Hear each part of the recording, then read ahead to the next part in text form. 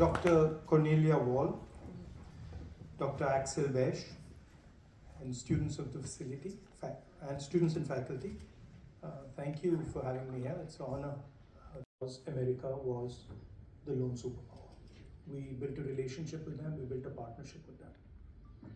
And whether it's Europe or it was us, we lived in a unipolar world where, sure, America had its shortcomings, America made its mistakes, but America defined the rules, America defined the structure.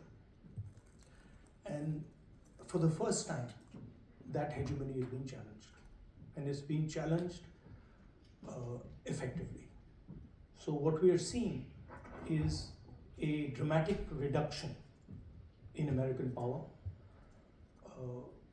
and the challenge that is coming to American power is coming across the spectrum. It is coming militarily. You can see it in Ukraine, you can see it in the Middle East. It's coming economically, financially. Now, that's a totally different idea. And you can do that. And a lot of people do that, right? That's, somehow for me, that wasn't interesting. So, then there's another system. And the other system is, you go into yourself and you say, okay, what is the thing that I will defend? No matter what happens. The one thing or the two things that I will defend. And then you defend those things, whatever it is. Now, what happens in that system is it looks like you're going nowhere for a long time. And people will say, this guy's crazy, normally. But after some time, you start to get traction. So it's like, you know how compounding works? Yeah. You know how compounding works? Yeah. Yes. It's like that. So when you start compounding, you can't really see anything. And then you're like, this doesn't work, this doesn't work, this doesn't work, and then suddenly the thing starts to move. So I had a thing in my mind when I was your age, which was that, can you actually do politics by being truthful? Like, everybody told me you can't. Everybody said, listen, if you're truthful, forget it. And then I realized it's actually the people who are doing the short-term game who are thinking that. Because if you're playing the 5-year game or the 6-year game, then yes. If you're truthful to somebody and he's going to decide whether you're MP or not, you're not becoming MP. Right? But if you're thinking longer term, then the truthful stuff becomes gold. Then it really starts to work. Right? And some of the Congress guys we train, I asked them this question. I say, listen, if you were sitting here and Mahatma Gandhi walked in through that door, right? And he said to you, listen, give me your wallet. Would you do it? And they say, yeah, we do it. And then I ask, why? And they're like, because it looks to us like he's not going to take it. He's wearing these clothes, he's honest, he's transparent, so he's not going to take it. And then I say to them, okay, now what happens if Mr. Modi walks through the door? No, seriously. And they're like, no way. And the reason is a subtle reason. Because Mahatma Gandhi has compounded trust. Right? And what Modi has compounded is distrust. Which is what most of the 5-year politicians are doing. Because in their trajectory to become an MP, they're creating distrust and havoc around. So there are these two types of of politicians. One who compounds trust. And it's quite fascinating what starts to happen when you do it seriously. It's actually mind-blowing. Right?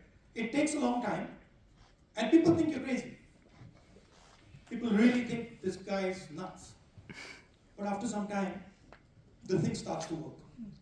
Like I'll go to restaurants, and people I don't know will say to me, "We love you."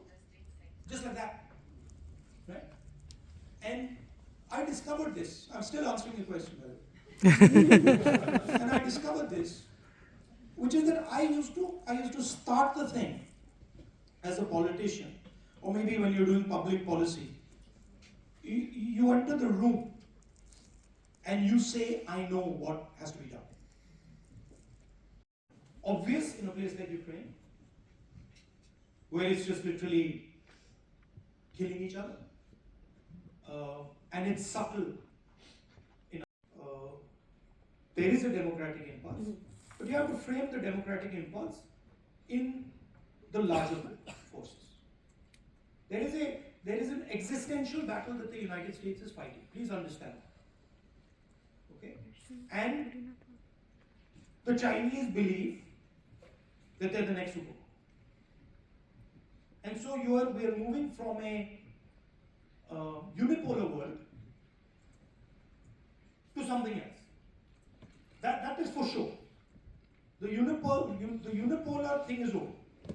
Now the question is, where does the thing land? And it's dangerous because you can spiral off in all sorts of places. So that to me is something that when you're looking at a problem, I mean, you should say, okay, so that's what it looks like from the surface. What are the two big underlying forces doing it? Then you get that.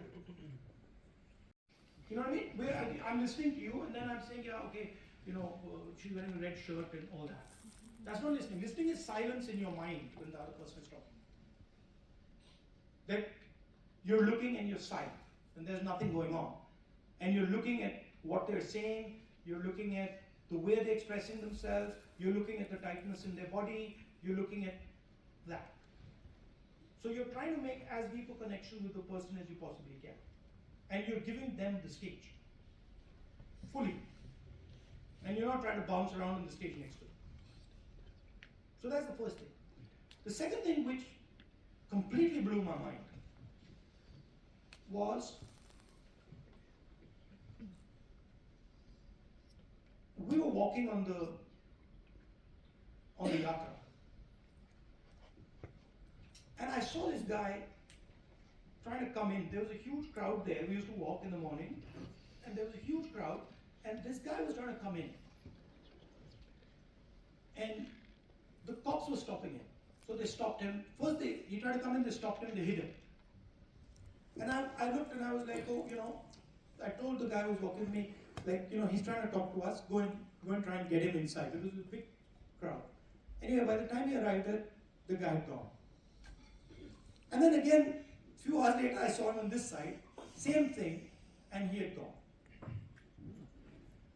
And this happened a couple of times, and then at the end I said, listen, the moment you see that guy, please bring him here. I told my office guy. So the moment he saw him, he brought him, and he brought him. That guy broke free of my office guy and came running. And then he started going like this to me. So I said, what? So he said, I know what you're doing. So I said, what am I doing? He says, no, I know what you're doing. So I said, what am I doing? And then he said in Hindi, Nafrat ke bazaar mein mohabbat ki dukan khol rahe. Now, do you understand what I just said? What he said is that in a supermarket of hatred, you're opening a shop of love. And that thing,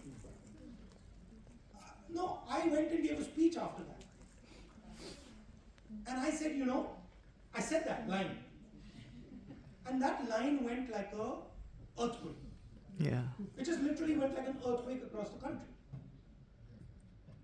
And then everybody asks me, how did you think that thing up? And I'm like, I didn't think that thing up. Right? That thing came to me from the crowd. So the other thing is that intelligence lies in the crowd. And you got to go listen for it. Intelligence is something that is innate, it's there. And it talks to you. And then I realized that whole yatra, it was talking to me. Not as an individual. It was talking as an individual. But it was talking as a group. That statement that guy made was not an individual statement. It was a statement that was in the mind of thousands of people. He just expressed it. So then I started to notice that this crowd is talking. Not as an individual person, but as an organism.